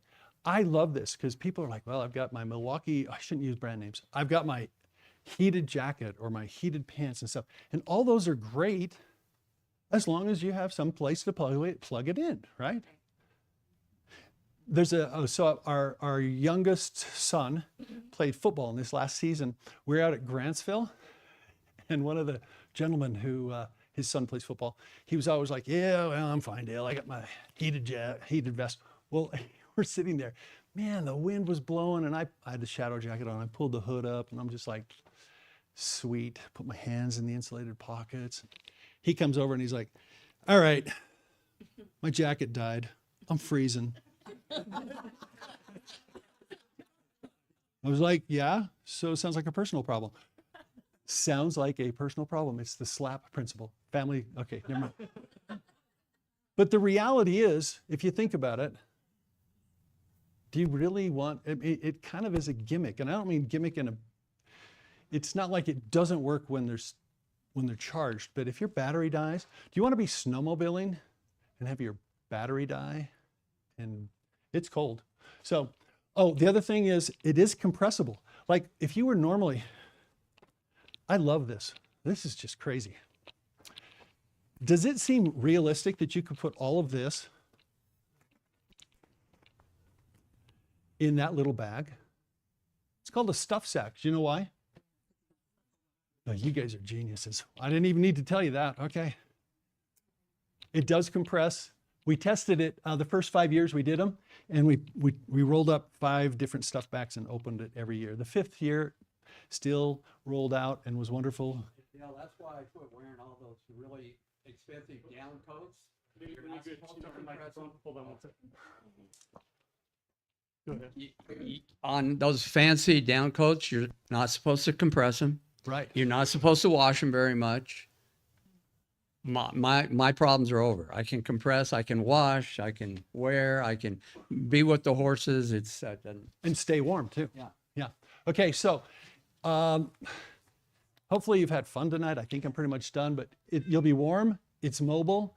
It's disguisable, so you can be invisible. It's renewable. Once you own it, it's free heat. It's kind of like solar panels, you know? You invest once, boom, as long as they work. Ours always works, as long as you're alive. It's available today right here in South Jordan, not to be confused with West Jordan. So now it really is your choice. And by the way, I forgot you guys had Thrivalist. But I love that, because seriously, you think about it, like the reason you're here, I don't think for the most part, do you guys know the difference between a prepper and a survivalist? I define it this way. A prepper has more food than guns, and a survivalist has more guns than food. The reality is a survivalist knows how to live off land, all that stuff. But so your choice really comes down to, you know, you can freeze to death and die, and you know, I don't think that's what the good Lord wants us to do. We're supposed to go build Zion, or you can thrive and be an asset to your neighbors. And now we have questions. Okay, awesome. And we got a couple online as well. So we got the microphone when you're ready. By the way, great job. That was Surprising, I know. Yeah, I mean, you weren't this good before. I mean, but you're amazing now. What happened? I don't know. I use chapstick. Is it chapstick? So we got a lot of questions. And Dale, I love listening to you. You're so funny and fun. What happens to your clothing near a hot flame or fire? Does it melt, etc.? Yes, it melts and et cetera. Okay. Except for in the oil fields, we did test it because everything has to be tested. And it's amazing because we took a pair of Westex 8812, which is a FR coverall. It had a failure rate of 17%, meaning on the mannequin, 17% of the mannequin had 3rd-degree burns. We took a new pair of those same Westex 8812, put it over our extreme layer, and the burn went to 0. And I was just like, how'd that happen? And Robert Glover at the time was the testing general manager of Underwriter Laboratories, which is North Carolina State University. He said, well, it just makes sense. As long as the outer layer stops the flame, your insulation stops the heat transfer, which is how without that, they got the 3rd-degree burns. And I was like, Cool. yeah, so as long as you have an outer layer that's FR, you'd be better off. But yes, exposed by the fire, stay It's away. gonna melt. Yeah. The next one is, are the boots available? Yes, the boots are available. The booties. And so in the booties, the hot socks. boots. No, the boots. The boot liners. boots. So they're boot liners, and we call them that because we used to call them hot socks, but there's actually a company with the trademark hot socks, and they send us a letter from their attorney. And I loved it because they have these really cool hot socks, like they have designs and stuff. And I actually talked to the owner. I was like, I understand it's a legal letter, but you think you're going to convert? And then I held him up. I sent him a picture of the booties. I says, do you seriously think that your customers are not smart enough to know the difference between these and your really cool looking stuff? He's like, yeah, I know, but still, it's our trademark. So, and so these are awesome as a boot liner. So if you want a pair of Sorels or Mucklucks, you take their liner out and put these in. Otherwise, they are a glorified house slipper. My wife wears these every day. We have tile floors. So bad. They are super comfortable, by the way. And when you're sleeping outside in an emergency without anything, putting those on, oh my goodness, it's like being in a sleeping bag. It really is. And these are 1 inch thick, which is the difference. It's the only thing we make. I think I got like 3 or 4 closeout models of the Extreme that are, we call those. And the funny thing is, the air still can come in on top, and you don't feel it. No, that's No, it's just amazing. And they talked about port circulation, and that would cover it because Yes. you heat the core also. It helps out. Can I make a comment there? Go for it. Yep. So, are you familiar with Raynaud's disease? Anybody? Anybody? It's where your brain gets the message from your body that it's cold, and instead of saying, "Oh, take the body and bring the blood to the core," it says, "You're gonna die." All of the blood goes to the core, and your hands turn white, then they turn blue, then they turn black. And we are a sponsor of the Raynaud's Association because they've tested our stuff, and they're like, "Holy crap, this is good." And the other thing I was thinking when you were doing that was, oh, we have sizes. So when you order our hot socks, our bootliners, they come in inches because I have no idea who bought them this morning. Was it you? No. Who bought the? You did. Yep. She's got the tiniest feet in the whole world. Like seriously, she's got the same size as my 11-year-old granddaughter. They're like, you know, what's that movie? We represent Munchkins. Seriously, she's got like Munchkin feet. I'm not mocking her. I'm complimenting her. But she said, "Oh yeah, I'm a 4." Do you know what the actual increment was? It's an 8.5-inch foot size. So when you get our hot socks, when you get the bootliner, just use a ruler, measure your feet, put the back of your heel up against a wall and step on a ruler. And if you're at 9 1/4, get the 9.5. So they come in 8.5, 9, 9.5, 10, 10.5, 11. No 11s in stock right now. 11.5s are in stock, and 12s will be soon. And you right now, you're not able to produce as many as you can sell right now. That's correct. Yeah. Okay. And so the other thing is, what's the difference between open cell and closed cell foam insulation? One works. One allows transfer. So the closed cell wouldn't allow moisture out of Yeah. it. Yeah. So by definition, It once has, it's closed, it has to be open cell. And by the way, he studied different types of open cell. And then he actually not only found a really amazing one, he created a new one. And so that's what he's using right now. That's where he has his patent. So he has a really, go ahead. No, and I was just going to say, we like to just say what you've all heard about. If you've heard of foam clothing before, just think of this as new and improved. I mean, it's changed since 1980s. Yep. So Exactly. What do you wear under Fortress clothing? Polyester, cotton? So some people get really fixated on, oh, don't do the. We're kind of a little more casual, and I don't mean that in a bad way. But if you're going to be out and never get back into a house, do not wear cotton. Don't wear cotton next to skin, because if you get it wet, anybody who's ever done it. But the one video that we didn't show, where you showed the guy sitting there, his name was Taylor. He was wearing cotton underwear. He jumped into the frozen lake, and he got out, and he was warm in about 2 minutes. Took twice as long, so it wasn't as good. But he didn't die, and he was, and the reality is if you want to be a purist, always wear something that's hydrophobic. So polyesters, nylons are a little colder, but they're more durable. They don't pile as much. Like this one's a type of nylon mix. So it's got some spandex in it and stuff. And when I go outside, if I don't wear something over it, it's underwear, right? It's meant to have an outer layer over it. But it's chilly in the areas where there's no insulation, and I feel it because it's a nylon. But the reality is it's underwear, so I wear something over it. Okay, sorry. By the way, my opinion is everybody should have this base layer, period. It's just that amazing for preparedness, for skiing, for everything else. For walking around the house, for going walking, to church. for everything. If your spouse is always cold. Say again? You can get rid of a lot of your coats. You can. Yeah. Yeah, you and, can get her. So, and I didn't ever, well, okay, I talked too much. And the other thing I would say is get the Extreme as well, because you put this right here, the Extreme has a V-neck, and I found that it was a little bit cold right here. But when I put this underneath, then put the V-neck on, it was perfect. You got your, what was it? 1/8 and 1/8 creates half a thousand inches, or no, an eighth and an eighth is a quarter. Or But we didn't ever talk about that. Oh, we didn't get to that No, point. no, because we don't use eighth. Oh, we did Quarter quarter. and quarter is a Quarter goes half. to an inch. Half, yeah, something like that. Something like that. Okay, I It's know I'm all close. Greek I to know I'm him. close. Yeah, it's baklava. So, anyways, You're good. you are good. You're better than me, man. Okay. Anyways, the next one is let's see. Does the clothing last if washed regularly and if used regularly? Yeah. Well, but it's going to wear out. I mean, you know, we're not going to say, hey, this is snake oil, and it's going to last forever. if you take care of it, it's going to perform. The gentleman who I told you with the bowls, that's over Memorial Weekend. Look it up, seriously. It's a crazy good event. But he's basically said, I wear it, I've worn it every day since I got it. And he got a second pair because he says sometimes it's, but the idea is that you wear it all the time and it will wear out, but it's not like it's not going to perform. So. And the longest one you've had is how long? Like, how old is it? Well, so when we first started, I was running 228 head of cattle. If you run cattle, you don't have a cow if she's open. So that means she always has a calf. And if she doesn't have a calf, then that's when you sell her. Don't take offense, ladies, because most men get castrated if they're bulls. So it's a price to pay. And then they get eaten, which is the best beef ever. And I say that as a pure beef lover. But anyway, I would wear our extreme top.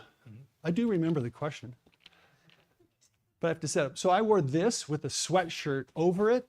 People would look at you like, dude, aren't you freezing cold? But you just this with a sweatshirt over it. And I don't know if you know when you feed cattle, you got a flatbed, you got either a couple ton, depending on how many you're feeding, and then you just cut the hay strings and then you just start feeding it off. And usually one of your kids is driving the truck nice and slow and hay's everywhere and the wind's blowing and it's cold and you're sweating and you're still comfortable and warm. So One thing I want to point out also is his pockets, which I thought was amazing, is he puts foam on the outside of the pockets. So when your hands are in there, they're actually warming up really well. And I think I mentioned when I slept overnight, I got so hot I took my gloves off. Did I tell you guys that? For half the night, I just didn't even need them. It was just really fascinating. So to answer the question, I still have that jacket. I mean, years. And I noticed you compressed and you left stuff packed for how many years? Up to 5 years. We disfigured. 5 years, and it was still fine. Yep. It kept its loft for the most part. What is laminate material? What is a laminate material? Yeah. It doesn't apply to this, so I don't know. Let's get a laminate material. laminate. Don't or do? Oh, okay. Probably Now for sweating. The context, yeah. The context was don't wear a laminate outer layer, meaning like a waterproof, because the reality is you can wear waterproof over it. And I get this look because so many times people have been told, don't do this and don't do this and do this. And it's like, no. Literally, just learn how to wear it. Get some and Mike invented a windbreaker. I know, revolutionary. You've probably never heard of it. Guess what it does? It breaks wind. It's so awesome. So what happened There's a joke in that too, but I know. But as soon as he said that, I thought, I'm moving forward. So the reality is we have all these people wearing our base layers, and we just tell people, just wear whatever over it. And so people be walking around with, Arc'teryx or Columbia or whatever. And this one lady called in particular, and she's like, you guys need to get me something that I can put that says Fortress on the outside. And I'm like, well, we have all these jackets. She goes, yeah, but I don't need another Fortress jacket. I just want a windbreaker to stop the wind because your base layer does it all. And I go walking with my friends and I yap about Fortress. And then I was like, yeah, but it says blank on the top. So we invented a windbreaker. It's specially designed. And like Marcelo so astutely noticed, even on the windbreaker, we insulated the pockets. When you see it, it's crazy. Because when you put your hands in, until you experience it, it's hard to explain. And when we're at trade shows and talking to people, if people are like, I'm just like, buy one item. I promise you, I'll give you a money back guarantee, buy one item, because if you do that, I can quit talking. And they're like, like what? I'm like, just buy one item. I don't have to say another word. Because literally, you'll figure it out. And again, going back to me sleeping outside in the sub-zero weather and getting wet, without just clothes, just his clothes, no sleeping bag, anything. It's just amazing how you can get completely soaked and you don't feel it. Yep. And it's just a good way to go. For those of you, so another question here, for those of you who are looking to purchase products online, he has given us permission. So in our industry, we have a thing called MAP, minimum advertised price. We're not supposed to ever go under MAP because we lose our licenses with different dealers. And so he has given us permission for tonight, okay? And for those of you online, you can call in tomorrow, okay? Those of you far away, we can ship it, okay? For a 20% discount on his clothes. So that's something we cannot advertise out there. And when this is done, we cannot put it on our website because he has to make sure he is fair for all his dealers and everything else. And so with that in mind, we have his discount that he's given. So that answers that last question. So we have any more questions online before I get into everybody else? The cost. Okay, so for the base layer for that whole So system. I can just do a quick one really fast, right? Okay, go for it. So this is 142. The pants are 134. The balaclavas, sorry. The baklava. The baklava is like $20 at Maggleby's, but here the balaclava is 79. These are 129. I love these mittens. By the way, the mittens freaking rock. Oh, they're amazing. And I say that because in the military, up in Alaska, we actually supplied to the Air Force, and I'm going to keep this one short. They were purchasing a $499 survival mitten, 1 inch of goose down. They tested this against it. This beat it hands down. Get it? But 179. They're like, why so cheap? I was like, I'll raise it if you'd like. Exactly. Let's so- go for. I'll go for it. I was going to get. So a couple these questions are here. like 219 top and bottom. That's 199. This is the storm coat. So these are the ones. Couple quick ones. This is 1/2 inch. The storm coat and bibs are 1/2 inch. Where's the tundra? Oh, right below. The tundra is also 1/2 inch. In the core, we went 1/4 inch in the sleeves, as we did here, just for mobility. You're going to find that we, again, follow science. Everything else is 1/4 inch. So, and they range, 199, 249. So there's 218. Oh, that one, yeah. 218, but with the discount, like Marcella's. Oh, and they put the pricing up right Oh, yeah. there. So as you go. Okay, other questions? So we were actually over time, but we're going to hit the questions here Oh. because I've ignored you guys and I apologize. So just let me see how many hands of questions we have, just to get a feel for it. 1, 2, 3, 4, 5. We got 5 and then we're ending. Got that? And so let's go ahead and start with you. Can you outfit a skier? What would that look like? I missed that, Sadie. Outfit a skier? For the most part, it'd just be the base layer pant and top, and you're done. If you wanted to go, I would never wear that skiing. It's hot. It's too hot. You can do it. I mean, so we never really have focused on skiing. Do you know why?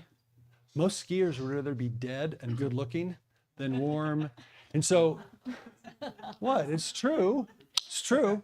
So, but if you wear a base layer, Scott, guy went up to Whistler. He called, and Scott, I just remember he called up. He goes, dude, I wore your base layer pant and top and just an outer shell. It was like Columbia or something. He says, we skied all day. I went into the lodge. Everybody's got like 5 layers peeled off. They're all just wet. And I took off my outer layer, or I unzipped it, and I was soaking wet, but I didn't even know I was soaking wet. He says, I'm still of the age I can hit the bumps and hit the moguls and just hard. He says, but totally comfortable. And literally just the base pant and top. So under 250, you're outfitted, and you can use what you already own on the outside. In your video, the men did not have anything on their face. What kept their faces from freezing? It seems too good to be true, but really you don't even notice. Like you're so comfortable. I mean, it doesn't make sense, I know. Like the oil field guys, they have to wear masks certain times, and if they're not wearing a mask, they have a code where they go like this, which means, hey, you're getting frostbite on your nose. But that's what they had to come up with that because they didn't realize they were out in such severe temperatures. So, didn't answer your question, but you're not cold. Yeah, because it is crazy. Okay, let's see. We have 3 more. Let's go. I've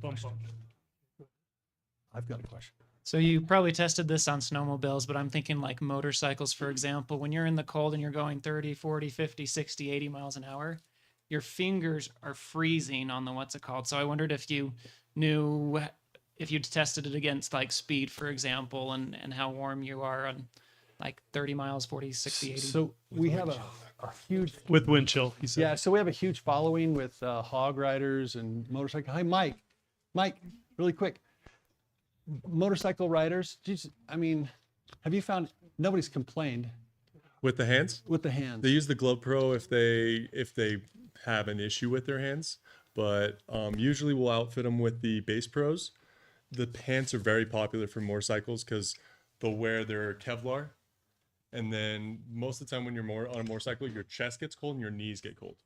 Sorry. And so the Base Pros work perfectly for motorcycles, snowmobiles, biking, because you can wear it underneath your current gear. And then we invented this. I know, amazing. It's a head sock. But normally in a head sock, the reason we did that is we have a lot of workers who couldn't put the balaclava under their helmet. And it's also for snowmobiles and bike riders, motorcycle riders. You can put this in your helmet, and then your face, this area here is all insulated, which is crazy because normally if you have a head sock on, right here becomes basically a frozen snot rag. Was that too descriptive? I could make it more descriptive if you'd like. But because it's so breathable, and what you find, at least this is me, is I find myself kind of breathing this way. I'm just, mainly because I always hate fog. He says they never fog up, but I never trust anything. So I'm just in through the nose, breathe down, out, and it just, and what's fun about it is it actually warms with your breath. It warms this portion of your face. And you can bring it down. Oh yeah, and you can do this. I'll go down again. Oh. And there, now it's a neck gaiter. I know, too. And it has foam all the way down here. Yeah, we do. Right in front of your neck, which is really nice as well. So it keeps things warm right here. And by the way, it fits underneath the baklava. Do you have anything for children? Okay, can you repeat that? So the question was, do we have anything for children? And the answer is we used to, and nobody bought it. So any manufacturing business, you got to tie up inventory space with stuff that move. So the one thing that we do have and a ton of is, I think I mentioned we have the monkskin bootliners. We have a lot of those. And this is available it's called an adult extra small, and we have those available in the extra small pant also. But they'll basically so Kalex is like 11, she's 11. And I always say, you know, when you're on an airplane and they say, okay, if we have an emergency, put your mask on and then take care of your kids. Make sure you take care of yourself first. And a lot of people are like, well, I want my kids to be comfortable. And I'm thinking to myself, I don't know what they're preparing for, but in my mind, me, my spouse, we're going to be out doing stuff. If it's horrible, they're going to be indoors, and you know. And by the way, for talking about sizing a little bit as well, each of these are made just a little bit differently, so it's good for you guys to try them on, but they're close to what you normally would get. But for those of you online who call tomorrow or want to find out more, we have a calculator to put in your size, your all your dimensions to figure out what is going to be the best size for you. Okay, so that's going to help you out as well. And one other item, we literally we'd sold through these, so these are the latest and greatest in the Base Pro. It's called Base Pro 2.0. You'll know it because it's gray instead of black. We still have some inventory in different sizes in the black, but this one runs one full size small. So, if you're normally a medium, you're going to be a large. Don't feel bad. It's just these were cut differently. And once you get them in and they've been shipped on a container from Asia, you can't really return them. Yeah, and we also have them here for you to try on 3 bathrooms. But the reality is as long as you know your waist size, you'll be fine. 2 more, I'll be quiet. Go for it. I had a couple questions. One is, in working construction outdoor, a lot of hard work. If that gets damaged or shredded, ripped, torn, polyester, is it easy to sew it up, get the gap? I mean, what's it like for damage wear? So it's interesting. We have one garment, we didn't bring it. And it's a vest, and it's crazy because most people wear like a hoodie underneath and the vest over. I have a bunch of kids. One of them is a construction worker, and he's like, oh no, I love the vest. And I'm thinking, it's a little wimpy girly man vest. Like, what are you talking about? Oh, no, I wear it under my hoodie. And I'm like, oh, that makes sense. And so a lot of times you, again, learn how to wear it. So like the blue one and the black one next to it over there on the wall, those are the Glacier jacket. So many people love it is literally, we had it tested up in Fairbanks. Fairbanks is where the Air Force does their winter testing. And it received the highest warmth to weight ratio. So for the weight of the garment, it is the warmest. It outperformed Goose Down, which is kind of cool. Okay, so that's a different one. And my point being is, it's not made to be durable, but people will wear that with just a sweatshirt over it. So you throw away a $20 Costco sweatshirt every time you want to. Just quick question. Do you have capacity for customized sizes? We don't. Yeah. But we do go up to 4X on a lot of sizes, and we do have extra small. You good? Yeah. Okay. Does anybody want to was take it? your I couldn't spot? Or you read. good? Kids, I've got 8. Awesome. Okay. You want to take your spot? Okay. Here, let's go ahead and we'll put it right I up. just wondered about, this could be easy, the pricing on the bags, the The bucket bag, so depending on, it's that mix and match, so you just depending. But in this case, it was about this was 658, I think, and this was 678. That's for everything inside the Other bag way too, around. not just the bag. Other way around. Yeah, including the bag. And so yeah, but with 20% discount, you're going to be 5 something. So Okay, so you guys, that was awesome. Oh, thank So you. everybody, give Dale a big hand. you'll just flat on them. And then remember, for everybody, we're going to be recording. We recorded this, so we're going to be putting it onto the Thrivalist course, so for people to watch. And so feel free to review it, go through it, and everything else. And thank you for being here.